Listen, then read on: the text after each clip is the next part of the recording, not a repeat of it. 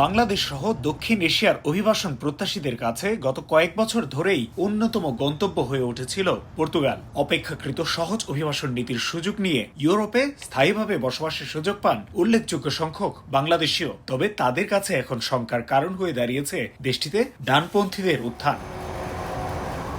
গত মার্চে অল্প ব্যবধানের জয় নিয়ে পর্তুগালের সরকার গঠন করে মধ্য ডানপন্থী জোট ডেমোক্রেটিক অ্যালায়েন্স। শিক্ষা, চিকিৎসা বা বাসস্থানের মতো নানা ইস্যুতে সংকট থাকলেও সরকারি এজেন্ডায় অগ্রাধিকার পায় অভিবাসন ইস্যু। ক্ষমতায় এসেই প্রচলিত আইন বাতিল সহ কড়াকড়ি আরোপ করা হয় অভিবাসন সংশ্লিষ্ট নানা ইস্যুতে। এ অবস্থায় সামনের দিনগুলোতে সেগা অর্থাৎ কট্টর ডানপন্থীদের উত্থান অভিবাসীদের জন্য বড় চ্যালেঞ্জ বলে মনে করছে সংশ্লিষ্টরা।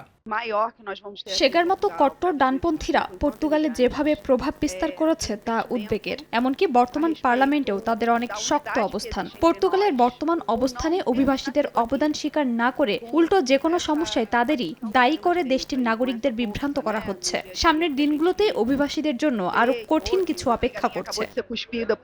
বাম রাজনীতির সাথে যুক্ত পর্তুগিজরা বলছেন, ক্ষমতা ধরে রাখতে ও কট্টর ডানপন্থীদের ভোট নিজেদের দিকে টানতে অভিবাসীদের ব্যবহার করছে বর্তমান সরকার।